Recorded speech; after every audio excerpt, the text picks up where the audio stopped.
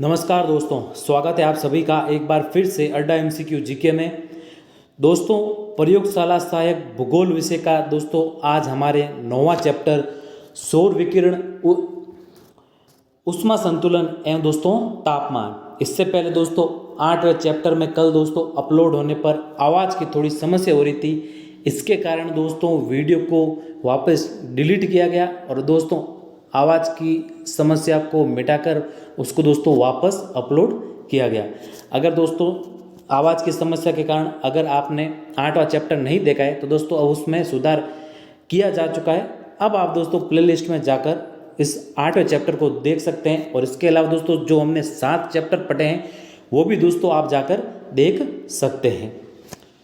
तो शुरू करने से पहले अगर आपने इस चैनल को सब्सक्राइब नहीं किया तो इस चैनल को सब्सक्राइब करें, पास में स्थित बेल आइकन को प्रेस करें ताकि समय समय पर आपको अपडेट मिलते रहें। बिना देरी के शुरू करते हैं दोस्तों आज हमारे 9वें चैप्टर का पहला प्रश्न। और दोस्तों ये छोटा सा टॉपिक है आपके और बेहद ही आसान सा।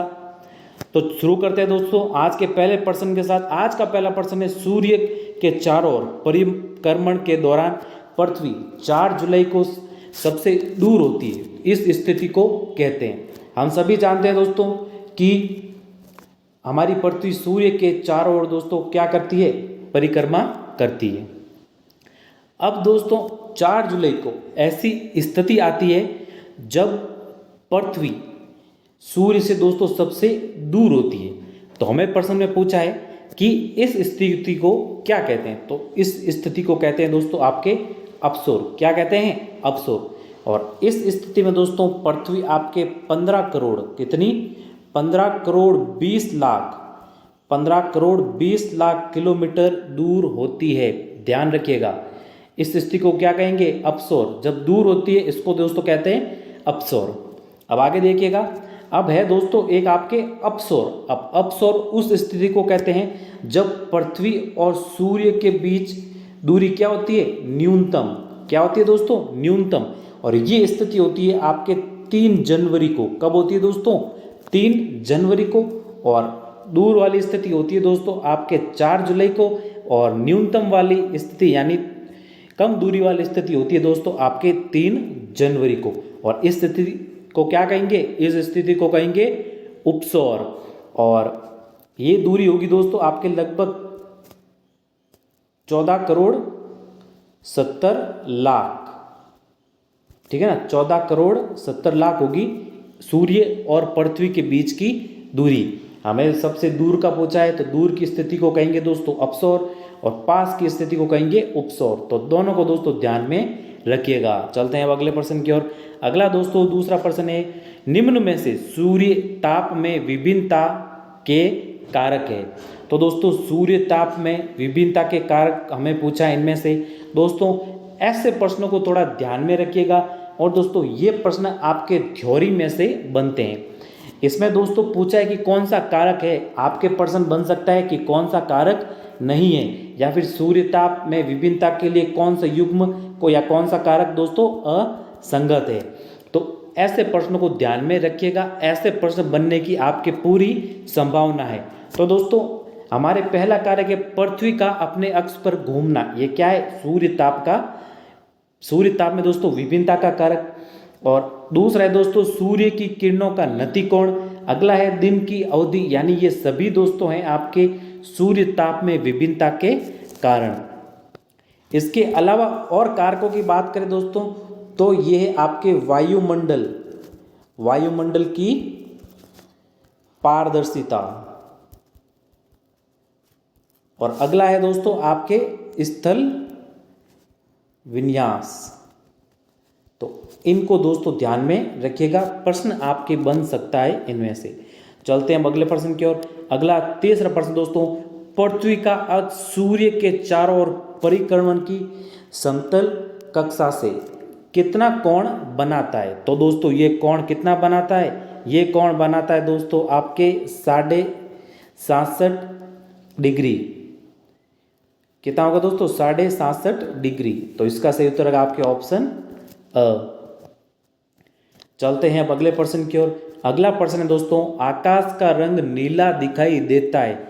मोस्ट इंपॉर्टेंट प्रश्न दोस्तों ध्यान में रखिएगा। इस प्रश्न को पिछली परीक्षाओं में पूछा जा चुका है। तो आकाश का रंग दोस्तों नीला किस कारण दिखाई देता है? ये दिखाई देता है दोस्तों आपके परिकिरणन के कारण।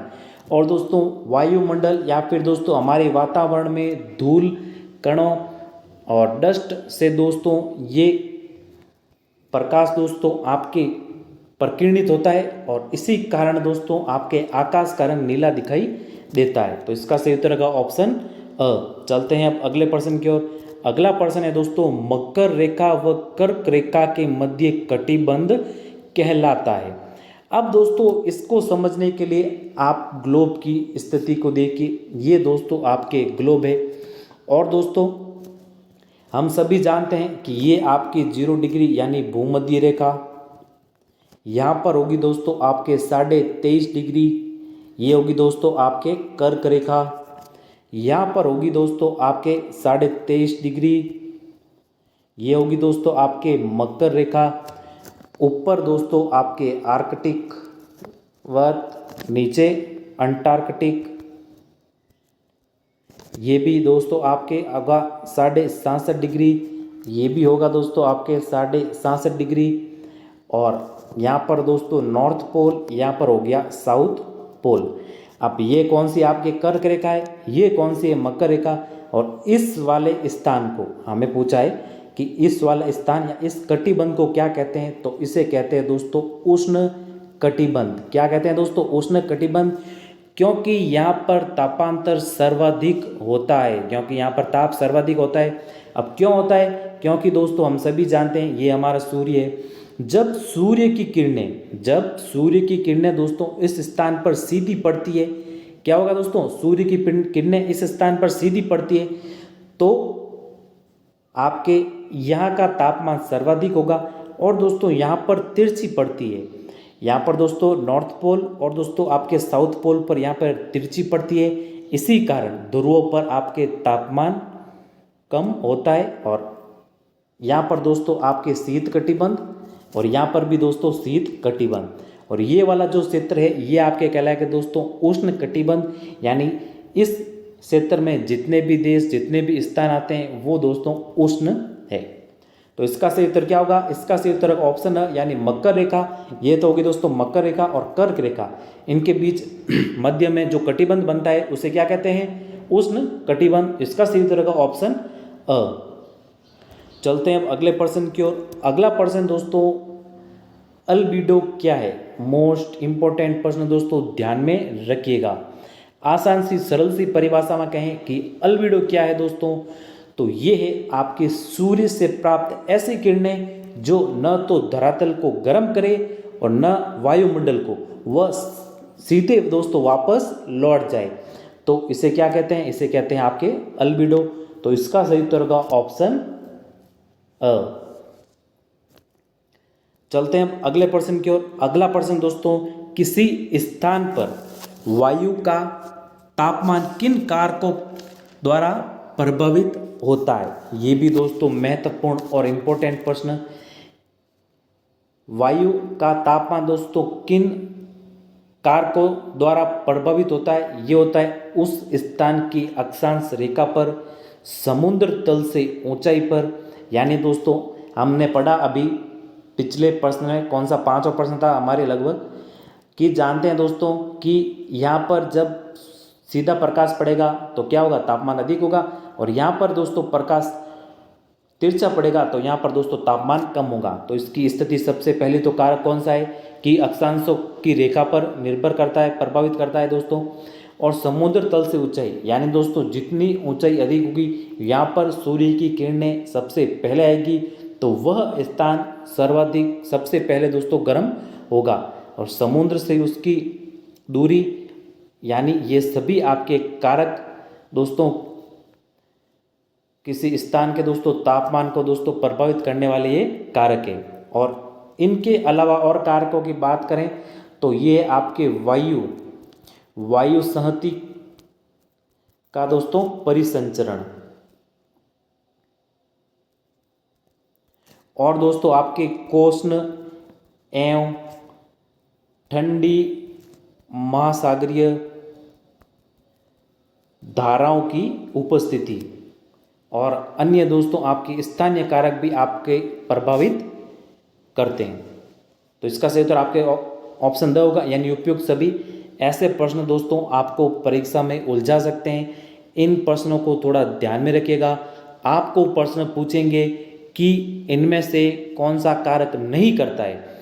हमने बताया दोस्तों कि कौन कौन से आपको करते हैं। जब आपको कौन कौन से पता होगा कि सत्य कौन कौन से हैं, तो आप असत्य की या असंगत की या नहीं की दोस्तों आसानी से आप पहचान कर पाओगे।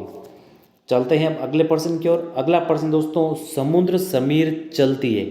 तो दोस्तों समुद्र समीर चलती है, ये किस से किस ओर चलती है? ये चलती है दोस्तों आपके समुद्र से स्थल की ओर। किस ओर चलती है दोस्तों? समुद्र से स्थल की और ऐसे दोस्तों, तो ये है दोस्तों आपके स्थल, ये है दोस्तों समुद्र।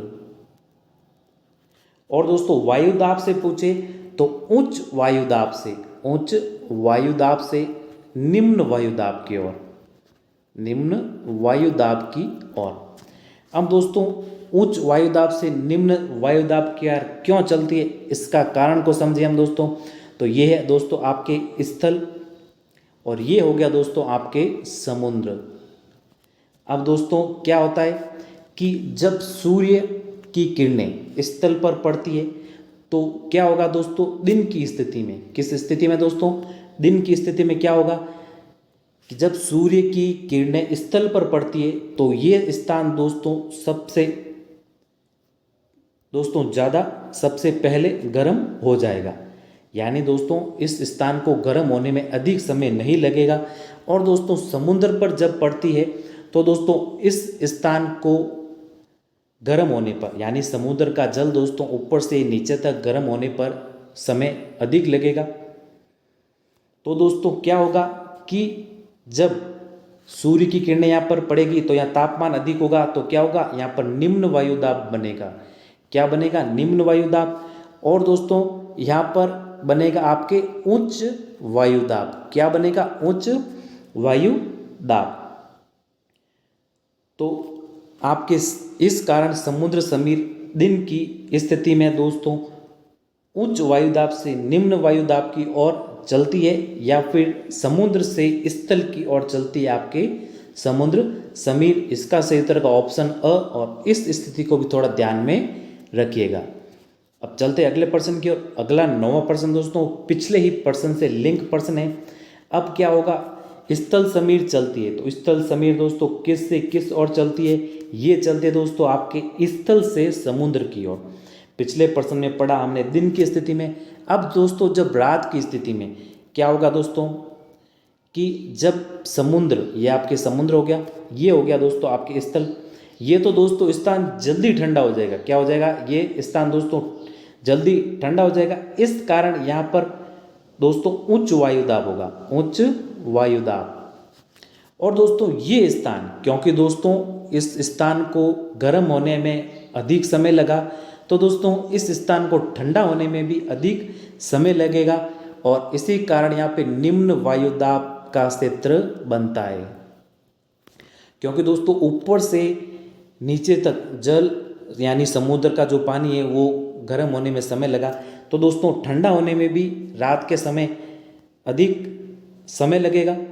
तो इसी कारण यहाँ पे निम्न वायुदाब बनेगा। और इस स्थान को दोस्तों कम समय लगा गर्म होने में भी, और ठंडा होने में दोस्तों कम समय लगेगा, तो इस कारण यहाँ पे उच्च वायुदाब का क्षेत्र बनेगा। तो स्थल समीर आपके चलेगी दोस्तों स्थल से समुद्र की ओर, यानी उच्च वायुदाब से निम्न वायुदाब की ओर। तो इसका सही उत्तर का ऑप्शन अ। चलते हैं अब अगले प्रश्न की ओर। अगला 10वां प्रश्न है दोस्तों, तापमान व्युत्क्रमण की दशाओं के लिए सत्य कथन है। ये देखिएगा दोस्तों, ध्यान में रखिएगा, हमें पूछा है यहाँ पे सत्य कथन कौन सा है। मोस्ट इंपॉर्टेंट प्रश्न दोस्तों, कंपटीशन की एग्जाम में आपके दोस्तों ऐसे ही प्रश्न बनते हैं और ऐसे प्रश्न आपके दोस्तों पूछे जाते हैं। तो दोस्तों इनमें सत्य कथन क्या है? तापमान व्युत्क्रमण की दशाओं में इसमें आकाश स्वच्छ एवं बादल रहित हो, ये सत्य है। जाड़े की दीर्घ रात्रि हो, ये भी सत्य है। वायुमंडल शांत एवं स्थिर हो, ये भी सत्य है। यानी उपयुक्त सभी, ये सभी कथन दोस्तों आपके सत्य है। और अन्य की बात करें तो अन्य है दोस्तों आपके धरातल, धरातल पर शुष्क पवन होनी चाहिए। कैसी पवन होनी चाहिए दोस्तों? शुष्क पवन हो।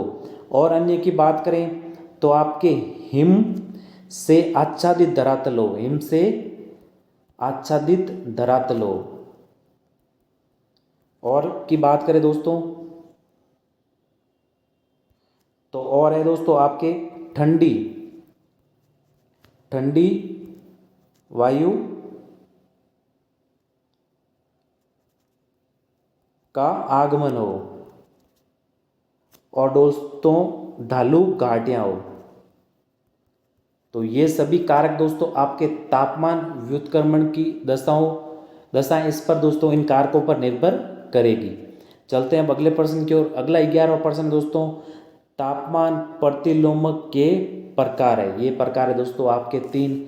अब इन 3 प्रकारों की बात करें तो ये है आपके, पहला तो है अप्रवाही। कौन सा है? अप्रवाही। दूसरा है आपके अभिवमनीय। तीसरा है दोस्तों आपके यांत्रिक। अब दोस्तों अप्रवाही भी आपके 2 प्रकार का होता है। ये होता है आपके धरातलीय और उच्च वायुमंडलीय। और इसकी बात करें तो ये आपके 3 प्रकार का होता है। ये होता है दोस्तों चक्रवात, और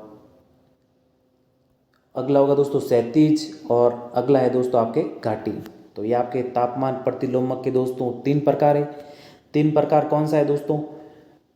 अप्रवाही, अभिवमनीय और दोस्तों यांत्रिक। अब दोस्तों प्रश्न ये बनता है कि पिछले प्रश्न में हमने पढ़ा कि तापमान व्युत्क्रमण या फिर तापमान प्रतिलोमक क्या होता है। हमने दोस्तों जैसा कि पिछले चैप्टर में पढ़ा कि धरातल से दोस्तों ऊपर की ओर जाने पर तापमान में क्या होती है? कमी होती है। क्या होती है दोस्तों? कमी होती है। इसी कारण से वाष्पीकरण की प्रक्रिया से दोस्तों संगठन द्वारा बादलों का निर्माण होता है। तो दोस्तों ऐसी स्थिति जब तापमान में कमी ना होकर तापमान में वृद्धि हो तो उस स्थिति को कहेंगे दोस्तों आपके तापमान प्रतिलोमक या फिर तापमान व्युत्क्रमण। तो आपको पता चल गया होगा कि जो हमने पिछले प्रश्न यानी 10वें प्रश्न में पढ़ा कि तापमान व्युत्क्रमण की दशाओं के बारे में, तो प्रश्न आपके मन में बना होगा कि तापमान व्युत्क्रमण होता क्या है। तो हमने पिछले चैप्टर में पढ़ा दोस्तों, पिछले चैप्टर से ये आपके चैप्टर लिंक है। और दोस्तों पिछले चैप्टरों को भी आप ध्यान से पढ़िए और उन चीज़ों को याद रखिए। आगे आने वाले चैप्टर आपके दोस्तों पिछले चैप्टरों से धीरे धीरे लिंक होते जाएंगे। तो पिछले चैप्टर हमने पढ़ा था कि धरातल से ऊपर की ओर जाने पर क्या होता है? तापमान में कमी होती है। तो ऐसी स्थिति जब होती है जब तापमान में कमी न होकर क्या होती है? अगर वृद्धि हो तो उसे क्या कहते हैं? तापमान का व्युत्क्रमण या तापमान का प्रतिलोमक। ये आपके 3 प्रकार के होते हैं। चलते हैं अब अगले प्रश्न की ओर। अगला प्रश्न दोस्तों निम्न को सुमेलित कीजिए। ऐसे प्रश्न बनने की आपके दोस्तों संभावना है। तो ये सभी आपके सुमेलित है। तो सूर्य तप क्या है कि आने वाला सौर विकिरण, यानी दोस्तों सूर्य से आने वाला सौर विकिरण क्या होगा? सूर्य ताप। और अल्बिडो की बात करें किसी वस्तु के द्वारा परावर्तित दर्शनीय प्रकाश का प्रतिशत। और समताप रेखा की बात करें तो समान तापमान वाले स्थानों को जोड़ने वाली रेखा समताप रेखा। और वार्षिक तापांतर की बात करें तो सबसे उष्ण व सबसे शीत महीनों के मध्य का अंतर है आपके क्या है? वार्षिक तापांतर। तो ये सभी आपके दोस्तों सुमेलित है। चलते हैं अब अगले प्रश्न की ओर। अगला 13वां प्रश्न है दोस्तों आपके, किस अक्षांश पर 22 दिसंबर को दोपहर को सूर्य की किरणें सीधी पड़ती है? तो ये किस स्थान पर पड़ती है दोस्तों? दक्षिणी अक्षांश पर। ऑप्शन ब इसका राइट आंसर होगा। और मकर रेखा पर। क्या होगी दोस्तों? मकर रेखा पर। और 23.5 डिग्री कितने है पूछिए अगर अक्षांश, तो 23.5 डिग्री अक्षांश पर। और दोस्तों इस दिन क्या होता है? इस दिन होता है आपके सबसे छोटा दिन, वर्ष का सबसे छोटा दिन। तो इसका सही उत्तर होगा आपके ऑप्शन ब दक्षिणी अक्षांश। चलते हैं अगले प्रश्न की ओर। अगला 14वां प्रश्न दोस्तों, पृथ्वी से वापस होने वाली सौर विकिरणों को क्या कहते हैं? आसान सा प्रश्न दोस्तों, पिछले चैप्टर में ये हम पढ़ चुके हैं। पार्थिव विकिरण। क्या कहते हैं दोस्तों? पार्थिव विकिरण। तो स ऑप्शन होगा इसका राइट आंसर। चलते हैं हम अगले 15वें प्रश्न की ओर। अगला 15वां प्रश्न दोस्तों, वायुदाब किस यंत्र की सहायता से मापा जाता है? मोस्ट इंपॉर्टेंट प्रश्न दोस्तों, डबल स्टार लगा लीजिएगा। प्रश्न ऐसे यंत्रों से संबंधित आपके प्रश्न पूछे जा सकते हैं। तो वायु दाब किस यंत्र की सहायता से मापा जाता है? ये मापा जाता है दोस्तों आपके बोरोमीटर से। तो अ ऑप्शन होगा इसका राइट आंसर। चलते हैं अगले 16वें प्रश्न की ओर। अल्बिडो के अवरोही मानों के संदर्भ में निम्नांकित में से कौन सा एक सही युग्म है? तो दोस्तों अल्बिडो के बारे में हमने चर्चा की थी, किस प्रश्न में ये की थी दोस्तों? आपके 6वें प्रश्न में, कि अल्बिडो क्या है। तो अल्बिडो है दोस्तों सूर्य से प्राप्त ऐसी किरणें जो न तो धरातल को गर्म करे और न वायुमंडल को। तो इस और सीधी दोस्तों वापस लौट जाए तो उसे क्या कहते हैं? उसे कहते हैं अल्बिडो। हमें पूछा है अल्बिडो के अवरोही मानों के संदर्भ में, तो इसमें दोस्तों सबसे पहले होगा दोस्तों आपके हिम, इसके पश्चात आएगा दोस्तों आपके वन, और इसके पश्चात आएगा आपके जल। तो ब ऑप्शन इसका राइट आंसर होगा, यानी हिम, वन और जल अवरोही क्रम हमें पूछा है। चलते हैं अगले प्रश्न की ओर। अगला 17वां प्रश्न है दोस्तों, निम्नलिखित में से किस पर दिन और रात सबसे लंबे होते हैं? तो ये होते हैं दोस्तों आपके ध्रुवों पर। क्या और क्यों होते हैं? हम सभी जानते हैं कि सूर्य की किरणें बीच में तो पड़ती है दोस्तों सीधी, और यहाँ पर ध्रुवों पर तिरछी पड़ती है, इस कारण दिन व रात क्या होंगे आपके? लंबे। तो अ ऑप्शन होगा इसका राइट आंसर, यानी ध्रुवों पर।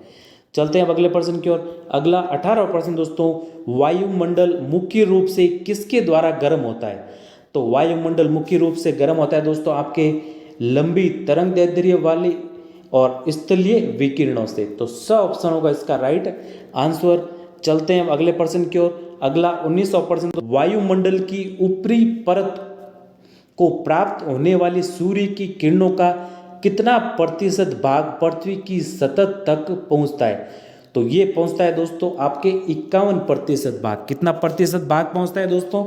51% भाग। और दोस्तों ये प्रश्न बना है आपके जो पाठ्य पुस्तक में दे रखा है उष्मा बजट से। कहाँ से बना है दोस्तों?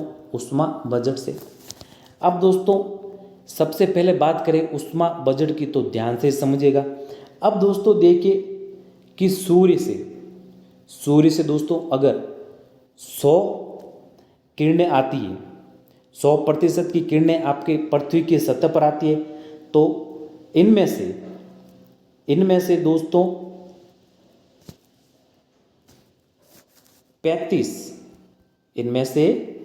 35% आपके दोस्तों वायुमंडल में क्या होती है? वापस लौट जाती है। इसके पश्चात कितनी बची? यानी 100 में से 35 तो आपके वायुमंडल में चली गई। इसके पश्चात आपके बची दोस्तों 65। कितनी बची? इसके पश्चात बची दोस्तों 65। ये 65, इन 65 में से दोस्तों 14 किरणें, यानी 14% आपके कहाँ पर? ये भी दोस्तों वायुमंडल में चली जाती है। तो दोस्तों इसके पश्चात 65 में से आपके दोस्तों 14 चली गई, तो पीछे कितनी बची? पीछे बची दोस्तों 51। कितनी बची दोस्तों? 51। और ये 51 आपके धरातल पर रहती है। कितनी रहती है दोस्तों? धरातल पर।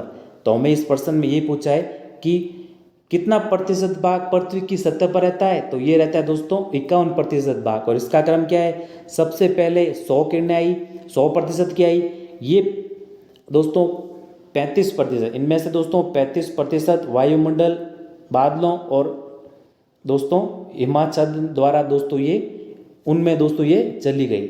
और ये किस क्रम में गई? ये गई दोस्तों आपके 6 प्लस दोस्तों 27 प्लस 2, यानी दोस्तों वायुमंडल, बादल और दोस्तों हिम में, ये इस क्रम में चली गई। तो इनमें से 35 तो आपकी ये चली गई। फिर बची दोस्तों आपके 65। इनमें से 65 में से दोस्तों आपके 14, ध्यान रखिएगा, पहले 35 आई, पहले 100 आई, 100 के पश्चात दोस्तों आपके 35 बची। 35 दोस्तों आपके वायुमंडल में चली गई। ये चली गई किस क्रम में? 6, 27 और दोस्तों 2 के क्रम में। और पीछे बची दोस्तों 100 में से 35 चलेगी, फिर पीछे बची आपके 65 में से दोस्तों 14 चलेगी आपके वायुमंडल में। तो फिर पृथ्वी तक पहुंची दोस्तों हमारी कितनी? 51। कहाँ कितनी पहुंची दोस्तों? 51। और इन दोस्तों 51 में से दोस्तों आपके 17, ध्यान रखिएगा दोस्तों, हमें इस प्रश्न में पूछा था कि कितनी सतह पर आती है, तो यहाँ तक हम पहुँच गए। ये आती है दोस्तों आपके 51%, यहाँ तक हम पहुँच गए। इसके पश्चात दोस्तों, इसके पश्चात आपके 17%, इनमें से दोस्तों आपके 17% ये कहाँ चली जाती है, ये चली जाती है दोस्तों आपके अंतरिक्ष में। कहाँ चली जाती है दोस्तों, अंतरिक्ष में। तो 51 में से 17 चली गई, तो पीछे बची दोस्तों आपके 34। कितनी बची दोस्तों, 34। तो ये होता है दोस्तों आपके ऊष्मा का बजट। तो इसको थोड़ा दोस्तों आप ध्यान रखिएगा। हमने यहाँ तक किया, यानी 51% हमें इस प्रश्न में पूछा है कि वायुमंडल से, सूर्य से प्राप्त होने वाली किरणों का कितना प्रतिशत भाग पृथ्वी पर पहुँचता है। तो ये पहुँचता है दोस्तों आपके 51%। किस क्रम में पहुँचता है, सबसे पहले 100% सूर्य से प्राप्त होती है, इसके पश्चात 35% दोस्तों वायुमंडल में चली जाती है, 35 में से 65 बचती है, 65 में से दोस्तों आपके 14 भी वायुमंडल में चली जाती है, और फिर दोस्तों इस 65 में से 14 चलेगी, तो पीछे कितनी बची, 51। ये 51 ही हमारी धरती तक, यानी पृथ्वी तक दोस्तों, पृथ्वी की सतह तक पहुंचती है। तो कन्फ्यूजेबल करने वाला होगा थोड़ा दोस्तों, ध्यान से सुनिएगा, ध्यान से दोस्तों देखिएगा। समझ में नहीं आता है दोस्तों तो वापस से इसको देखिएगा। और ये ऊष्मा बजट दोस्तों आपके पाठ्य पुस्तक में दे रखा है। चलते हैं अब अगले प्रश्न की ओर। अगला 20वां प्रश्न दोस्तों, निम्न में से किन शहरों में दिन सबसे ज़्यादा लंबा होता है। तो इनमें होगा दोस्तों आपके तिरुवनंतपुरम में। तो अ ऑप्शन होगा इसका राइट आंसर, यानी ये सबसे दक्षिण में होता है हमारे भारत के, इस कारण दोस्तों यहाँ पर दिन सबसे ज़्यादा लंबा होता है। तो अ ऑप्शन होगा यहाँ पे इसका राइट आंसर। तो ये आज का था दोस्तों आपके अंतिम प्रश्न। उम्मीद है कि ये वीडियो आपको पसंद आया है। अगर वीडियो पसंद आया तो इस वीडियो को लाइक करें, अपने दोस्तों के साथ दोस्तों शेयर करें। इस चैनल पर नए हैं तो इस चैनल को सब्सक्राइब करें। मिलते हैं जल्द ही अपने अगले चैप्टर में, तब तक के लिए जय हिंद, वंदे मातरम।